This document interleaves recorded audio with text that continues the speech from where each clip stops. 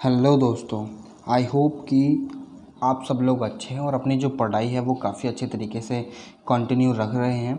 तो आज हम पढ़ने वाले हैं बायोलॉजी का, यानी NIOS क्लास 12 बायोलॉजी का चैप्टर 3 और ये पार्ट 1 रहने वाला है। ठीक है, यहाँ पर ये इस चैप्टर का जो नाम है वो एनिमल एंड प्लांट किंगडम है। यानी हमने जो अभी तक 3 किंगडम्स के बारे में काफ़ी कॉम्प्रिहेंसिवली पढ़ लिया है। अब हम बात करेंगे प्लांट किंगडम और एनिमल किंगडम के बारे में। ये चैप्टर 3 ही रहेगा। यहाँ पर हम प्लांट किंगडम की बात करने वाले हैं, जिसमें हम एल्गी के बारे में पढ़ेंगे। ठीक है, काफ़ी डिटेल में हम पढ़ने वाले हैं। तो चलिए चालू करते हैं वीडियो को। मगर अभी तक अगर आपने सब्सक्राइब नहीं करा है चैनल को, सब्सक्राइब कर दीजिए और वीडियो को अपने दोस्तों के साथ भी शेयर कर दीजिए। ठीक है, और यहाँ पर जो भी चीज़ पढ़ाई जा रही है उसे ध्यान से पढ़िएगा। ठीक है, क्योंकि ये काफ़ी ज़्यादा महत्वपूर्ण रहने वाली है आपके एग्ज़ाम के लिए। तो चलिए चालू करते हैं। ठीक है, और स्वागत है आपका इन्फॉर्मेशन ज्ञान में। मैं हूं आपका दोस्त अरुण।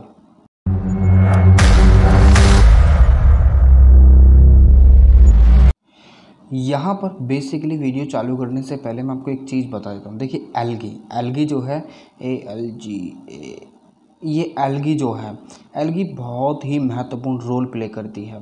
हमने अपनी जो लास्ट चैप्टर्स थे, यानी सेकंड चैप्टर में हमने ये पढ़ लिया था कि एक ब्लू ग्रीन एल्गी होती है जिसे हम बोलते हैं साइनोबैक्टीरिया। ठीक है, साइनोबैक्टीरिया जिसे हम बोलते हैं, वहाँ पर हमने ब्लू ग्रीन एल्गी और कुछ अदर एग्जाम्पल्स के बारे में भी देखा था। बट यहाँ पर मैं आपको एल्गी के बारे में कंप्लीट इन्फॉर्मेशन देने वाला हूँ। ठीक है, एल्गी जिसे हम काई बोल देते हैं, काई। ठीक है, काई जो जमी होती है उसको बोलते हैं हम एल्गी। ठीक है, अब देखिए यहाँ पर इसको प्लांट किंगडम को काफ़ी जो भागों में बांटा गया है। ठीक है, वो चीज़ देख लेते हैं हम पहले। देखिए प्लांट किंगडम को 3 भागों में बांटा गया है। पहले तो हम 2 भागों में बांटते हैं इसको, दैट इज़ दी क्रिप्टोगैम्स और दूसरा है फेनेरोगैम्स। ठीक है, 1 मिनट रुकिए। ये है फेनेरोगैम्स और ये है क्रिप्टोगैम्स। ठीक है, अब यहाँ पर ये जो क्रिप्टोगैम्स होते हैं ये नॉन सीड प्रोड्यूसिंग प्लांट्स होते हैं। ठीक है, जिसमें सीड जो है वो प्रोड्यूस, यानी बीज जो है वो नहीं होता। और फेनेरोगैम्स में यहाँ पर हमें देखने के लिए मिलते हैं सीड प्रोड्यूसिंग। अब ये जो फेनेरोगैम्स हैं इसमें 2 प्रकार के पाए जाते हैं, जिम्नोस्पर्म्स और एंजियोस्पर्म। ठीक है, अब ये जो जिम्नोस्पर्म और एंजियोस्पर्म है इसे हम काफ़ी डिटेल में आगे पढ़ेंगे। ठीक है, अब यहाँ पर क्रिप्टोगैम्स को 3 भागों में बांटा गया है। पहला है थैलोफाइटा, दूसरा ब्रायोफाइटा और तीसरा है टेरिडोफाइटा। ठीक है, अब यहाँ पर आपकी बुक में क्या दे रखा है कि प्लांट किंगडम को जैसा हम एम्ब्रियोफाइटा ही बोलते हैं, वो एम्ब्रियोफाइटा उसको बोलते हैं जिसमें एम्ब्रियोनिक एक स्टेज होती है और एम्ब्रियो फॉर्म होता है। ठीक है, यहाँ पर आपकी बुक में दे रखे हैं ब्रायोफाइटा, टेरिडोफाइटा, स्पर्मेटोफाइटा। ठीक है, अब यहाँ पर ब्रायोफाइटा तो दे रखा है जिसे हम amphibians of the plant kingdom भी बोलते हैं। ठीक है, वो क्यों बोलते हैं मैं आपको आगे बताऊँ, क्योंकि ये कहीं ना कहीं अपनी जो लाइफ है ना वो अपनी आधी लाइफ पानी में और लैंड पर बिताते हैं। जैसे कि आपने एम्फीबियंस हमारे देखे होंगे, जैसे कि क्रोकोडाइल हो गया, वो एक एम्फीबियन है। ठीक है, स्नेक हो गया, वो लैंड पर भी रह सकता है और वाटर में भी रह सकता है, तो उनको एम्फीबियंस बोलते हैं। ठीक है, और ब्रायोफाइटा में नॉन वस्कुलर टिश्यूज़ पाई जाती है, यानी इसमें वस्कुलर टिश्यूज़ होती नहीं है। वस्कुलर टिश्यूज़ हमारी टेरिडोफाइटा में पाई जाती हैं। ठीक है, जिसमें हमें ट्रू रूट, स्टेम और लीव्स अलग से ही देखने के लिए मिलते हैं, और यही सारी चीज़ें हमें एम्फीबी यानी ब्रायोफाइटा में भी देखने के लिए मिल जाती हैं। बट यहाँ पर टेरिडोफाइटा में क्या होता है कि हमें वस्कुलर टिश्यूज़ देखने के लिए मिलते हैं, जैसे इसकी जाइलम एंड फ्लोएम। ठीक है, जाइलम एंड फ्लोएम मैं आपको आगे पढ़ाऊंगा। ठीक है, चिंता मत कीजिए, सारी चीज़ें मैं आपको पढ़ाने वाला हूँ। स्पर्मेटोफाइटा में यहाँ पर ये सीड प्रोड्यूस होते हैं। ठीक है, यहाँ पर ओवरी और ओव्यूल्स, स्टिग्मा, स्टाइल वगैरह सारी चीज़ें पाई जाती हैं, और यहाँ पर वस्कुलर टिश्यूज़ भी प्रेजेंट होती हैं। ठीक है, इसका मतलब है कि इससे पहले ब्रायोफाइटा से पहले थैलोफाइटा आता है। अब थैलोफाइटा जो होता है उसमें क्या होता है कि उसमें ना तो रूट का पता चलेगा और ना ही उसमें आपको किसी एक जैसे कि ओवरी का पता चलेगा, और ना ही स्टेम का पता चलेगा, और ना ही उसकी पत्तियों का पता चलेगा। सारी की चीज़ें कहीं ना कहीं एमालगमेटेड होंगी, यानी मिक्स्ड होंगी। ठीक है, उसमें आप कुछ भी क्लियर नहीं दिखाई पड़ेगा, इसलिए उसको एल्गी उसमें जितने भी चीज़ें आती हैं वो एल्गी आती हैं। ठीक है, तो ये बात आपको समझ में आ गई। तो यहाँ पर जो स्पर्मेटोफाइटा है इसमें वस्कुलर टिश्यूज़ पाई जाती हैं। इसको भी 2 भागों में बांटा गया है, जिम्नोस्पर्म और एंजियोस्पर्म। जिम्नोस्पर्म जिसमें नेकेड सीड होते हैं, मैं आपको बताऊंगा आगे नेकेड सीड। और एंजियोस्पर्म सीड एनक्लोज होता है ओवरी वॉल से, ठीक है। अब एंजियोस्पर्म में भी दो चीज़ें होती हैं, डाइकोटिल्डन और मोनोकोटिल्डन। आपने मेज देखा यानी मक्के का दाना, भुट्टे का दाना, वो मोनोकोटिल्डन है। वहीं पर अगर हम किसी भी मसूर की दाल ले लेते हैं या फिर चने को ले लेते हैं, जैसे हम ग्राम बोलते हैं, वो डाइकोटिल्डन, उसमें दो कोटिल्डन पाए जाते हैं, ठीक है। अब ऊपर आप देखोगे कि सीड कोटिंग होती है ओवरी की, पता है, तो वहाँ पर यही सारी चीज़ें हमें देखने के लिए मिलती हैं। तो ये चीज़ आपको समझ में आ गई। अब यहाँ पर प्लांट्स जो होते हैं वो मल्टी सेलुलर होते हैं। जो बेसिक चीज़ यहाँ पर आपको पता होनी चाहिए, plant multi cellular, eukaryotic. Prokaryotic कौन से होते हैं? जिनमें एक वेल डिफाइंड न्यूक्लियस नहीं पाया जाता, बट प्लांट किंगडम में वेल डिफाइंड न्यूक्लियस पाया जाता है, ठीक है। ये फोटोसिंथेटिक होते हैं यानी अपना खाना खुद बनाते हैं, ठीक है। हेट्रोट्रॉफ नहीं होते हैं, मगर यहाँ पर हेट्रोट्रॉफ के भी कुछ एग्जाम्पल्स हैं, जैसे कि पिक्चर प्लांट और वीनस फ्लाइट रैप और सन ड्यू प्लांट। ये कुछ ऐसे प्लांट्स हैं जो हेट्रोट्रॉफ हैं, जो कुछ कीड़े मकोड़ों को भी खाते हैं, ठीक है। तो यही हमें एग्जाम्पल्स यहाँ पर देखने के लिए मिलते हैं। बाकी सारे तो हैं ही ऑटोट्रॉफ, ठीक है, और फोटोसिंथेटिक करते हैं, सिंथेसिस करते हैं। इनकी जो सेल होती है वो सेलुलोज से बनी हुई होती है, ठीक है, और सारे के सारे एम्ब्रियोफाइट्स होते हैं, ठीक है। ये बेसिक इन्फॉर्मेशन थी। अब चलते हैं आगे की तरफ। यहाँ पर हम पढ़ने वाले हैं थैलोफाइटा। थैलोफाइटा जिसकी ना तो मुंह और ना ही हाथ और ना ही पैर ना ही बॉडी है, but we can not clearly see all these different organs, ठीक है। डिफरेंट ऑर्गन्स, लाइक मैं ऑर्गन्स बता रहा हूँ, जैसे कि स्टेम नहीं देख सकते, रूट नहीं देख सकते, लीव्स नहीं देख सकते। So these all things are not present in this particular section, ठीक है। तो ये चीज़ आपको पता रहनी चाहिए। ब्रायोफाइटा में ये सारी चीज़ें प्रेजेंट होती हैं, बट टू सम एक्सटेंट, ठीक है। But in pteridophyta we can see everything clearly, like true stem, true root and all, ठीक है। We easily can see all the things, ठीक है। चलते हैं आगे। अब यहाँ पर एल्गी जो होती हैं वो क्लोरोफिल यानी उनमें क्लोरोफिल पाया जाता है, पिगमेंट पाए जाते हैं, ठीक है। यानी एक तरीके से मैं अगर बताऊं तो उसमें क्लोरोप्लास्ट होता है और क्लोरोप्लास्ट में पिगमेंट होते हैं, ठीक है। पिगमेंट होते हैं जैसे कि ए बी, ठीक है, जो कि कलर प्रदान करते हैं एक पर्टिकुलर लीव को। लीव जो होती हैं, लीव्स यानी पत्तियां जो होती हैं, आपने काफ़ी कलर की देखी होंगी। ब्राउन भी होती हैं, मैंने ग्रीन देखी हैं, ब्राउन देखी हैं, येलो देखी हैं। तो उनमें जो पिगमेंट होते हैं ना वो येलो होते हैं। वो पिगमेंट क्लोरोप्लास्ट में पाए जाते हैं। वो सिलेंड्रिकल फॉर्म में भी हो सकते हैं, एक कप शेप में भी हो सकते हैं, और जो लेयर्स में भी हो सकते हैं, और काफ़ी मतलब किसी भी शेप में हमको देखने के लिए मिल सकते हैं, ठीक है। तो उनसे कहीं ना कहीं एक तरीके से कलर जो होता है ना वो हमें देखने के लिए मिलता है, अलग अलग कलर, ठीक है। क्लोरोफिल होती है इनमें, ठीक है। सिंपल थैलॉइड होते हैं, ऑटोट्रॉपिक। थैलॉइड यानी एक तरीके से वो प्लांट्स जिनके मतलब जिसमें ट्रू रूट्स है, यानी कुछ भी आप आसानी से नहीं पता लगा सकते हैं, ठीक है। लार्जली एक्वेटिक होते हैं, यानी दोनों ही पानी में पाए जाते हैं, फ्रेश वाटर में भी और मरीन में भी। Marine in the sense oceans की बात कर रहे हैं हम, ठीक है। ये वही ऑर्गेनिजम्स होते हैं, यानी वो ऑर्गेनिजम्स जो जिनमें क्लोरोफिल पाई जाती है, थैलॉइड होते हैं, ठीक है, ऑटोट्रॉफ, और लार्जली फ्रेश वाटर और मरीन वाटर में पाए जाते हैं, ठीक है। यही एल्गी होते हैं, ठीक है। अब एल्गी जो है कहाँ पर पाई जाती हैं? Moist stone. अब आपने कभी गीला पत्थर देखा है? वहाँ पर आपने लगातार पानी चल रहा है, लाइक जहाँ पर पानी चलता तो वहाँ पर पत्थरों पर जो है ना काई जम जाती है, और ये कहीं ना कहीं एल्गी जो है ना रिस्पॉन्सिबल होती हैं पत्थरों के अंदर मॉइस्चर ले जाने में और उनको थोड़ा सा सॉफ्ट बनाने में। फिर वहीं से जो पानी होता है ना उस पत्थर को तोड़ पाता है आसानी से, उसको इरोड कर पाता है। इरोड करने के बाद वहाँ पर एक तरीके से वो उस पत्थर के जितना भी मटेरियल होता है अपने साथ ले जाकर बहा देता है, ठीक है। और वो एक तरीके से एक सतह बना लेता है नदियों में, जिसे हम बेड मटेरियल बोलते हैं, जहाँ पर रेत भी होती है और सेडिमेंट्री रॉक वहाँ पर तैयार होती है। वो ज्योग्राफी का पार्ट है, ठीक है। तो यहाँ पर इसी तरीके से चीज़ें चलती हैं। तो ये सॉइल में भी पाए जाते हैं, वुड पर भी आपने काई लगी हुई देखी होगी, ठीक है।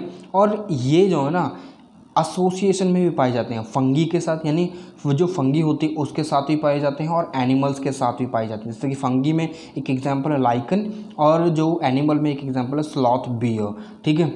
स्लॉथ बियर आपने नहीं देखा, एक बार आप देखिएगा, इसके बारे में पढ़िएगा आप स्लॉथ बियर के बारे में, ठीक है। मैं चाहता हूँ कि आप एक बार इसको गूगल करें स्लॉथ बियर को और उसके बारे में पढ़ें थोड़ा सा, ठीक है, बहुत इंटरेस्टिंग है, ठीक है। वहाँ पर आपको एसोसिएशन देखने के लिए मिलेगी, इसको बोलते हैं सिम्बायोटिक एसोसिएशन, ठीक है।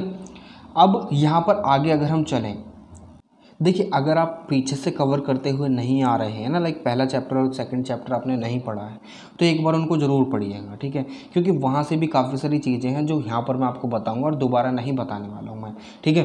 तो यहाँ पर हमें देखने को मिलते हैं इनके जो साइजेस होते हैं और उनकी जो फॉर्म होती है वो वेरिएबल होती हैं, लाइक ये माइक्रोस्कोपिक भी होते हैं, यूनिसेलुलर जैसे कि क्लेमाइडोमोनास, ठीक है। कॉलोनियल फॉर्म में भी काफ़ी सारी कॉलोनियल फॉर्म में भी पाए जाते हैं, जैसे कि वॉल्वॉक्स, ये वॉल्वॉक्स है, ये क्लेमाइडोमोनास है, एग्जाम्पल्स हैं ये, ठीक है। मैं आपको दिखा रहा हूँ चित्र साथ के साथ ही, ठीक है, और आपकी बुक में शायद नहीं दिया हुआ है, ठीक है। और यहाँ पर फिलामेंटस भी होते हैं, जिनके फिलामेंट्स यानी मूवेबल होते हैं, जैसे कि यूलोथ्रिक्स एंड स्पाइरोगाइरा। अब यूलोथ्रिक्स और स्पाइरोगाइरा आप सोचेंगे सर ये दोनों तो क्लेमाइडोमोनास और वॉल्वॉक्स के आपने दिखा दिया, ठीक है। अब ये वॉल्वॉक्स के बाद ये है यूलोथ्रिक्स और ये है स्पाइरोगाइरा। आप इनके स्ट्रक्चर आसानी से देख सकते हैं, ये साइटोप्लाज्म है इसमें, ठीक है, यहाँ पर साइटोप्लाज्म पाया जाता है। मैंने आपको साइटोप्लाज्म ऑलरेडी बता रखा है, क्लोरोप्लास्ट यहाँ पर पाया जाता है, ठीक है। क्लोरोप्लास्ट में क्लोरोफिल होती हैं, ठीक है, साइटोप्लाज्म में नहीं, साइटोप्लाज्म में नहीं होती है। साइटोप्लाज्म एक तरह का फ्लूइड होता है जिसमें अदर जो प्रोटीन वगैरह पाई जाती है, ठीक है। अब यहाँ पर आप न्यूक्लियस देख सकते हैं, ये न्यूक्लियस है यहाँ पर, ठीक है। पायरोनोइड में प्रोटीन्स और स्टार्च होते हैं, एक तरीके से जो फूड है ना वो स्टोर होता है पायरोनोइड्स में, ठीक है। अब यहाँ पर ये सेल वॉल जो मिसिलेजिनस की जो सेल वॉल है वो यहाँ पर बनी हुई होती है, इसके चारों ओर इसको घेर कर रखती है, ठीक है। अब यहाँ पर आगे हम बात करें तो यहाँ पर सेल मेम्ब्रेन है ये वाली, ठीक है, जो किसकी बनी हुई है, क्लोरोसाइटोप्लाज्म की। साइटोप्लाज्म के बाहर जो एक तरीके से सेल वॉल होती है जिसके अंदर साइटोप्लाज्म होता है, ठीक है। यहाँ पर ये वॉक्यूल आपको देखने के लिए मिल रहे हैं, ये वॉक्यूल इसलिए होते हैं ताकि ये जो है ना अगर पानी में रहते हैं और या फिर धरती पर रहते हैं या पानी में रहते हैं तो ऑस्मो रेगुलेशन कर सकें, ठीक है। अब ये ऑस्मो रेगुलेशन क्या होता है अब मैंने आपको बता रखा है पीछे काफ़ी डिटेल में, और साइटोप्लाज्मिक स्ट्रैंड ये यहाँ पर आपको देखने के लिए मिल जाएंगी, जिसमें हमको हमारा न्यूक्लियस देखने के लिए मिलता है। ये पूरा का पूरा स्पाइरोगाइरा है, जिसकी एक स्ट्रैंड हमने उठाकर यहाँ पर जूम आउट इसको जूम इन कर दिया, ठीक है। अब यहाँ पर ये है यूलोथ्रिक्स, ठीक है, यूलोथ्रिक्स, ठीक है। अब यहाँ पर इसमें भी देखिए न्यूक्लियस है, साइटोप्लाज्म, पायरोनोइड्स और मिडल लैमेला, ठीक है, और यहाँ पर वेजिटेटिव सेल। अब यहाँ पर इसका अगर बड़ा एक हिस्सा उठाकर देखें तो यहाँ पर हमें देखने के लिए मिलेगा कि साइटोप्लास्ट यहाँ पर है, ठीक है। अब यहाँ पर वॉक्यूल भी पाए जाते हैं, ठीक है, वॉक्यूल भी पाए जाते हैं, ये साइटोप्लास्ट है, साइटोप्लाज्म बोल सकते हैं, और न्यूक्लियस यहाँ पर ये, ठीक है, सेल जो पाया जाता है। अब इसमें पायरोनोइड्स जो फूड और स्टार्च जो मतलब एक तरीके से फूड स्टोर करके रखते हैं इन the form of starch and protein, ठीक है। क्लोरोप्लास्ट यहाँ पर है जो कहीं ना कहीं इसको रंग प्रदान करता है जिसमें क्लोरोफिल पाई जाती है। ये बात आपको समझ में आ गई, चलें आगे चलिए। अब यहाँ पर इनके रिप्रोडक्शन की बात करें एल्गी की, देखिए आपके जो चैप्टर है ना इसमें जो थैलोफाइटा वो नहीं दे रखा, but I want to teach you, ठीक है। रिप्रोडक्शन की बात करें तो यहाँ पर एल्गी में रिप्रोडक्शन जो होता है वेजिटेटिव, असेक्सुअल और सेक्सुअल तीनों ही प्रकार का हमें देखने के लिए मिलता है। Vegetative bye means of fragmentation, जिसमें से अगर एक को अलग कर उसको लगा दिया जाए, वो कहीं पर भी ट्रैवल कर जाए और कहीं पर उसको अच्छी सी कंडीशन मिल जाए जहाँ पर वो उग सके, तो वहाँ पर वो एक पूरा का पूरा थैलस क्रिएट कर देगा। थैलस यानी एक ऐसा स्ट्रक्चर लाइक एक तरीके से पूरी पूरी कॉलोनी बना लेगा, ठीक है। असेक्सुअल रिप्रोडक्शन बाय स्पोर्स है, जू स्पोर्स क्या होते हैं, मूवेबल मोटाइल जो है ना ये होते हैं स्पोर्स, मोटाइल स्पोर्स जो एक जगह से दूसरी जगह जो है वो ट्रैवल कर सकते हैं, ठीक है। फिर इनमें जर्मिनेशन होता है और फिर ये प्लांट्स को जन्म देते हैं, फिर जिसमें जू स्पोर पूरा का पूरा बनता है, फिर इसमें स्पोर बनते हैं, ठीक है, वो मैं आपको बताऊँगा आगे, ठीक है। वैसे मैंने पीछे भी बता रखा है पूरा का पूरा। Sexual reproduction by diffusion of 2 gametes. अब यहाँ पर जो गैमेट्स होते हैं वो फ्लैजेलेटेड भी हो सकते हैं, सिमिलर साइज़ के, जैसे कि क्लेमाइडोमोनास में कुछ ऐसी स्पीसीज होती हैं जो फ्लैजेलेटेड भी होते हैं जिनके गैमेट्स और सिमिलर साइज़ के होते हैं, ठीक है। वहीं पर non flagellated but similar in size वो स्पाइरोगाइरा में हमें ऐसी स्पीसीज मिलती हैं, इनको बोलते हैं आइसोगैमस, जिनका साइज जो होता है वो सिमिलर होता है, उनको बोलते हैं आइसोगैमस। ठीक है, अब जो दो गैमेट्स का फ्यूजन होता है जिनका जो साइज है वो डिसिमिलर है, उनको बोलते हैं एनाइसोगैमस। अब क्लेमाइडोमोनास में कुछ ऐसी स्पीसीज होती हैं जिनका जो साइज है वो डिसिमिलर होता है। ठीक है, अब जहाँ पर जो एक तो गैमेट मोटाइल होता है और एक नॉन मोटाइल होता है, यानी जो non motile static large non motile static female gamete होता है और जो मोटाइल मेल गैमेट होता है। जैसे कि अगर मैं बात करूं यहाँ पर जो एग्जांपल दिया जा सकता है, पहले तो आप ये देख लीजिए, इसको बोलते हैं ओगैमस। ठीक है, जिसके एग्जाम्पल्स हैं वॉल्वॉक्स एंड फ्यूकस। ठीक है, वॉल्वैक्स हो सकते हैं, स्पेलिंग शायद गलत हो गई यहाँ पर, आप एक बार सही कर लीजिएगा। ठीक है सर, वॉल्वैक्स है। तो यहाँ पर ये तो एग्जाम्पल है ही, मगर यहाँ पर मैं आपको एक एग्जाम्पल जीता जागता देता हूँ। देखिए, अब मेल एंड फीमेल जो होते हैं, यानी ह्यूमंस की बात कर रहा हूँ, और मेल का जो होता है वो स्पर्म वो मोटाइल होता है, वेयर एज यहाँ पर अगर हम फीमेल के ओवम की बात करें वो मोटाइल नहीं होता है।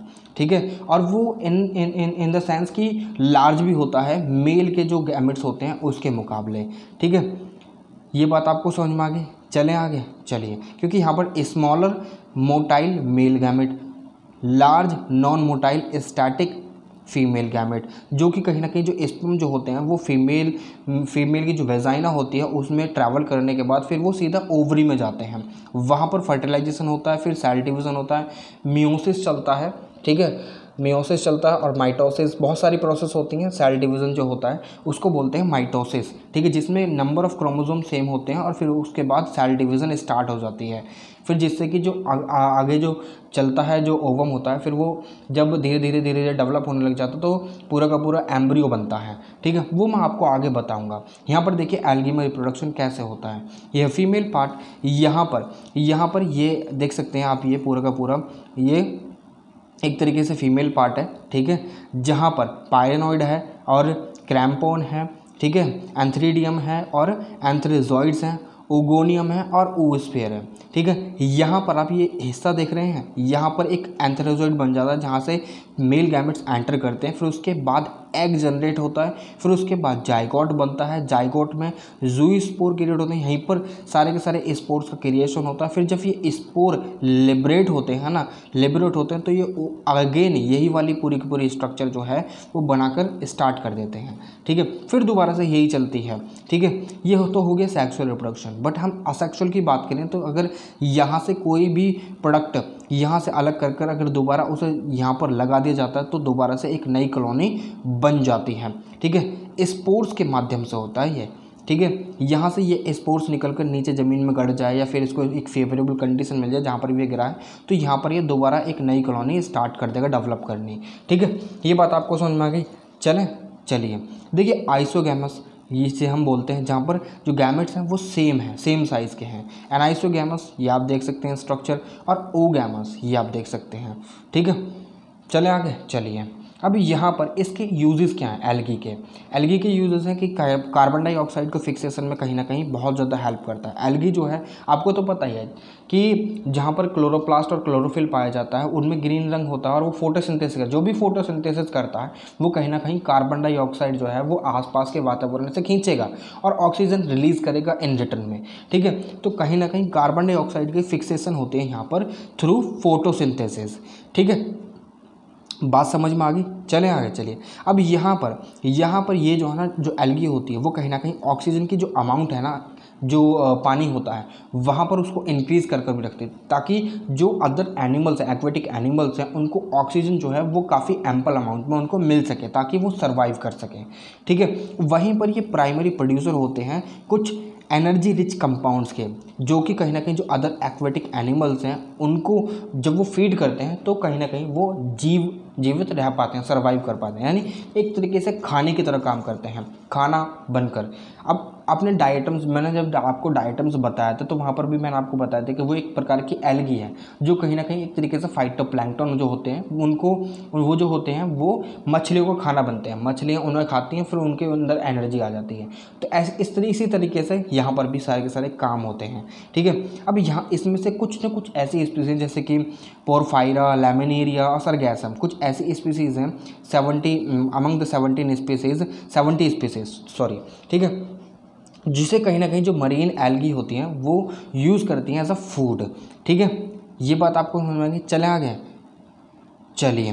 तो यहाँ पर ब्राउन एल्गी, रेड एल्गी, जिनमें जो कि कहीं ना कहीं एक तरीके से यूज़ करी जाती हैं, क्योंकि ये कहीं ना कहीं इनमें हाइड्रोकोलॉइड्स पाए जाते हैं। हाइड्रोकोलॉइड्स क्या होते हैं? वाटर होल्डिंग सब्सटेंस, जिनमें वाटर को स्टोर कर रखा जा सकता है। जैसे कि आपने काफ़ी सारी एल्गी को देखा होगा, जब उन्हें उस आप जो रेड और ग्रीन एल्गी है ना, सॉरी रेड और ब्राउन एल्गी, जब आप उसे बाहर निकालेंगे तो उसमें काफ़ी ज़्यादा पानी की मात्रा होती है। जब आप उसे एकदम स्क्वीज़ करेंगे, निचोड़ेंगे, तो उसमें से काफ़ी सारा पानी निकलेगा। ठीक है, ऐसे ही एल्गिन जो है, एल्गिन एंड कार्गिन, ये दो ऐसे सब्सटेंस हैं यानी एल्गी हैं जो कहीं ना कहीं इस तरीके से काम में आते हैं। अब ये देखिए एक और एल्गी है जिसका नाम है आगार।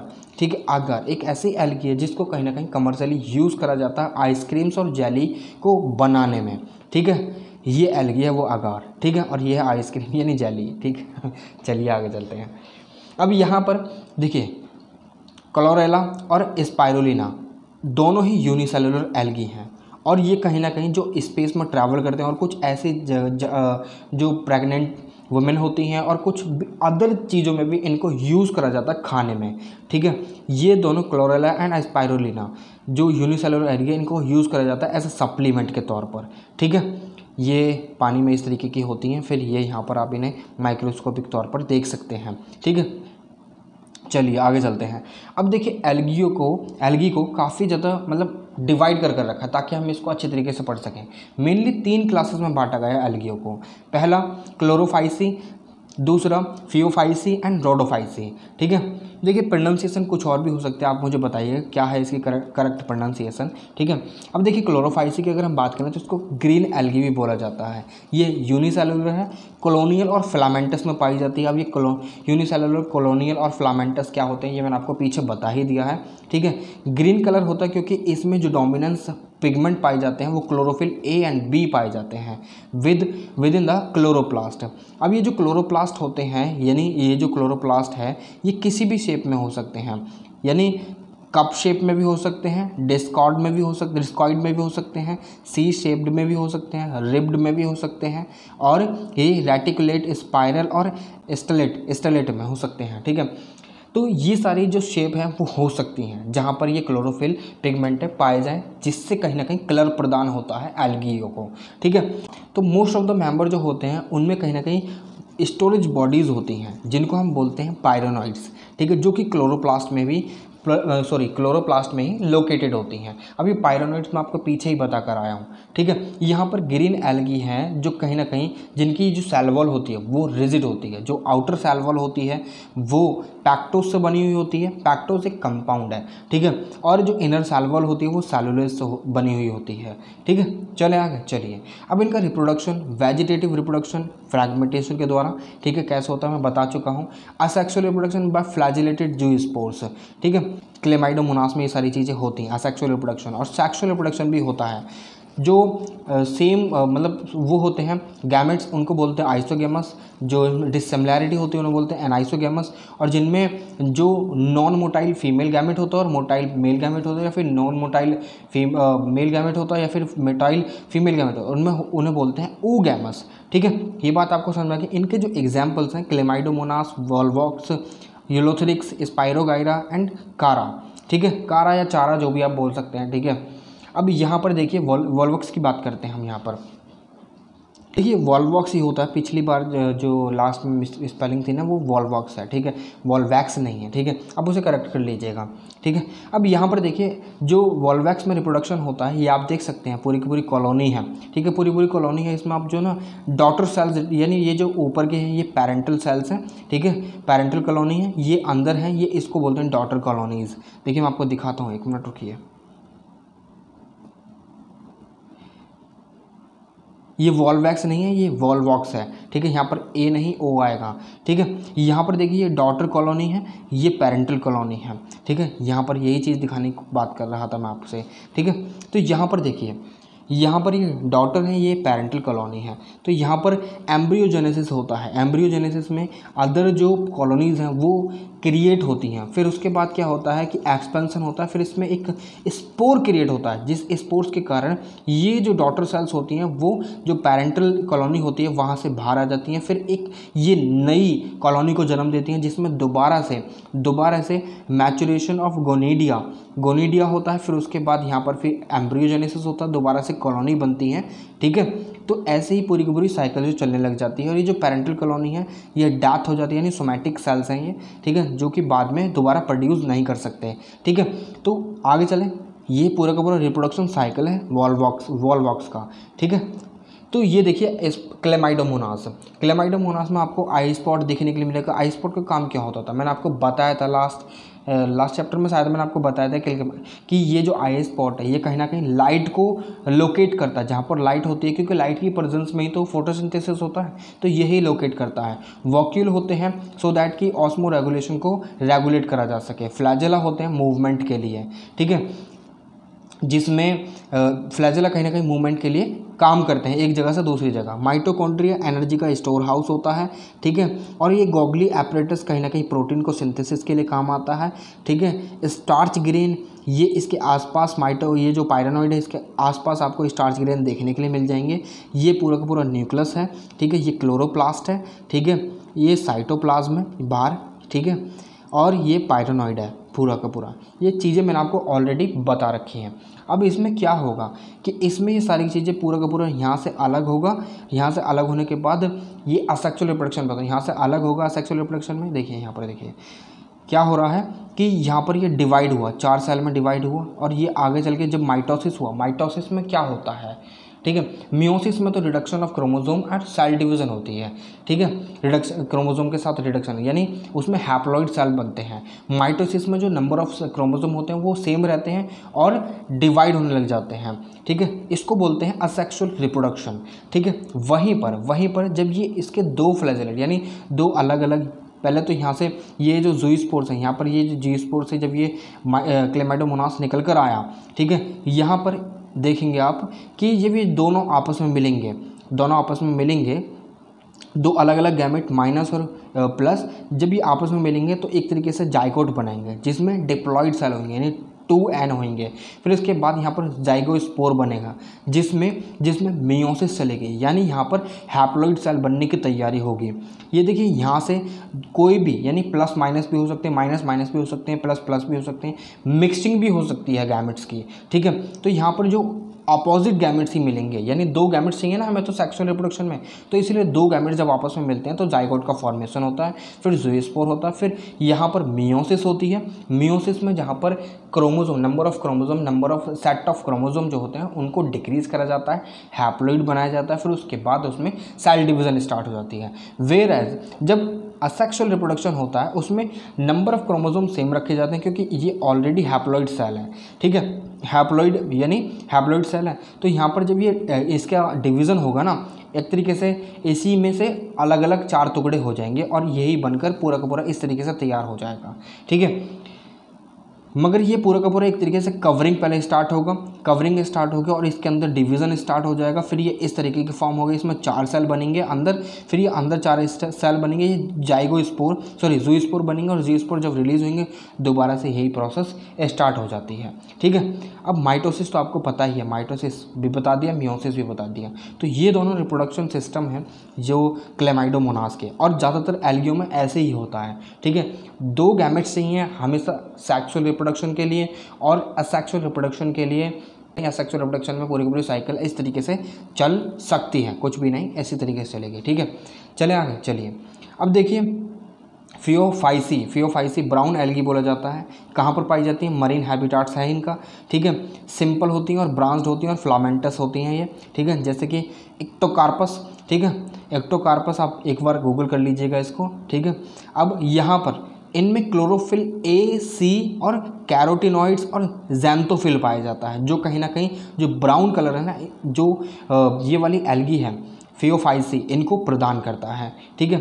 इनका जो कलर होता है वो ऑलिव ग्रीन से लेकर जो वेरियस शेड होते हैं ना ब्राउन की, उसमें मिल सकता है, मगर किस पर डिपेंड करेंगे कि उनमें ज़ैंथोफिल पिगमेंट कितना और फिकोज़ैंथीन कितना है, ठीक है।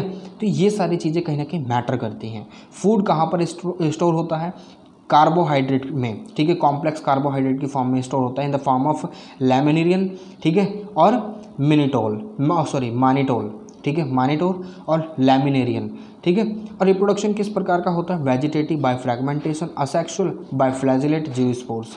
सेक्सुअल रिप्रोडक्शन फिर वही बात कि अगर सेम है तो आइसोगैमस, अगर डिसिमिलर है एनाइसोगैमस, और अगर छोटा बड़ा है तो ओगैमस। हावेवर जो इनका जो यूनियन होती है ना गैमेट्स की, वो पानी में ही होती है, ठीक है, बाहर नहीं होती है, ठीक है। अब यहाँ पर अगर हम बात करें इनके जो एग्जाम्पल हैं, यानी इसमें जो अगर स्पोर क्रिएट होते हैं ना तो उनमें दो bilaterally bear two laterally attached flagella. Flagella तो आपको पता ही है ना क्या होते हैं, ठीक है। चलिए इनके जो एग्जाम्पल्स हैं वो एक्टोकार्पस है, ठीक है, डिक्टोयोटा है, और लैमिनेरिया है, सरगैसम है, फ्यूकस है। यहाँ पर दो एग्जाम्पल्स हैं, डिक्टोयोटा और सरगैसम, ठीक है। देखिए जो प्रोनाउंसिएशन है वो डिफरेंट हो सकती है, please forgive me for that, ठीक है। अब यहाँ पर रोडोफाइसी, ये रेड एल्गी है, रेड एल्गी जिसमें जो पिगमेंट पाया जाता है वो फाइकोरिथ्रीन पाया जाता है, फाइकोरिथ्रीन। और इनका जो हैबिटेट है मरीन, मगर इनका जो कॉन्सेंट्रेशन सबसे ज़्यादा मिलती है वो वार्म वाटर में देखने के लिए मिलती है, ठीक है। कहाँ पर? जहाँ पर अच्छी लाइट आ रही हो वहाँ पर भी ये कहीं ना कहीं सर्वाइव कर जाती हैं, और जहाँ पर लाइट ना भी जा रही हो ना वहाँ पर भी। मल्टी सेलुलर होते हैं, ये तो आपको पता ही है कि प्लांट सारे मल्टी सेलुलर होते हैं। इनका जो फूड होता है वो in the form of floridean starch के फॉर्म में पायरेनोइड्स में स्टोर होता है, ठीक है। रिप्रोडक्टिव सिस्टम जो होता है, ये देखिए फूड के साथ ही समझ में आ जाना चाहिए कि फूड कहाँ पर स्टोर होगा, ठीक है। आपको ये मैं आपको बता चुका हूँ already. Vegetative reproduction by fragmentation होगा, ठीक है, और sexual reproduction by non motile spores के साथ होगा, ठीक है, और sexual reproduction by non motile gametes के साथ होगा, ठीक है। और ये जो नॉन मोटाइल गैमेट्स है इसको बोलते हैं ओगैमस, ठीक है। ये बात आपको समझ में आ गई। चलिए इसके जो एग्जाम्पल्स हैं वो पॉलिसिफोनिया है, पॉलिसिफोनिया और पोरफायरा, और ये ग्रासिलेरिया और गैलिडियम, कुछ इसके एग्जाम्पल्स हैं। ये आपको एग्जाम्पल्स हमेशा याद रखने हैं, ये देखने में कुछ ऐसे होते हैं, आप देख सकते हैं, ठीक है। और देखिए इसका रिप्रोडक्शन कैसा है कि ये कुछ एल्गी है, ये रेड एल्गी, ठीक है। अब यहाँ से क्या है, मेल ज़ूस्पोर और फीमेल ज़ूस्पोर, मेल गैमेटोफाइट, इसने कुछ स्पर्म बनाए और यहाँ पर ये इस तरीके से पूरा का पूरा रिप्रोडक्शन साइकिल चलता है और दोबारा से चालू हो जाता है। ये पूरा का पूरा ऐसे ही चलता रहता है, सेक्सुअल रिप्रोडक्शन साइकिल है ये, ठीक है। ध्यान रखिएगा इस बात का। आगे हम पढ़ेंगे ब्रायोफाइटा के बारे में। अगर आपको कोई भी प्रॉब्लम आती है ना अभी भी कि हाँ कुछ भी चीज़ समझ, देखिए इन पर्सन समझाना कुछ अलग बात होती है और यहाँ पर समझाना कुछ अलग बात होती है। मगर हाँ अगर आप ये सोच रहे हैं कि मैं वीडियो नहीं लेकर आ रहा हूँ तो वीडियो कॉन्टिन्यूसली आएगी, डोंट वरी। थोड़ा समय लग जाता है, मुझे भी थोड़ा सा बहुत सारे काम होते हैं तो उनमें भी लगा रहता हूँ मैं, ठीक है। तो इसलिए वेट कीजिए, ठीक है। मैं सारे के सारे चैप्टर्स की वीडियो अपलोड कर दूँगा, डोंट वरी अबाउट इट, ठीक है। तो अभी फ़िलहाल के लिए तो इस वीडियो में इतना ही। आपसे फिर से मुलाकात होगी एक और नई वीडियो में ब्रायोफाइटा के साथ, ठीक है। उसको हम काफ़ी डिटेल में पढ़ने वाले हैं, ठीक है। तो चलिए अभी फ़िलहाल के लिए आपसे विदा लेता हूँ। नेक्स्ट वीडियो में आपसे फिर से मिलूँगा एक और नई इन्फॉर्मेशन, एक और नई जानकारी के साथ। तब तक के लिए जय हिंद।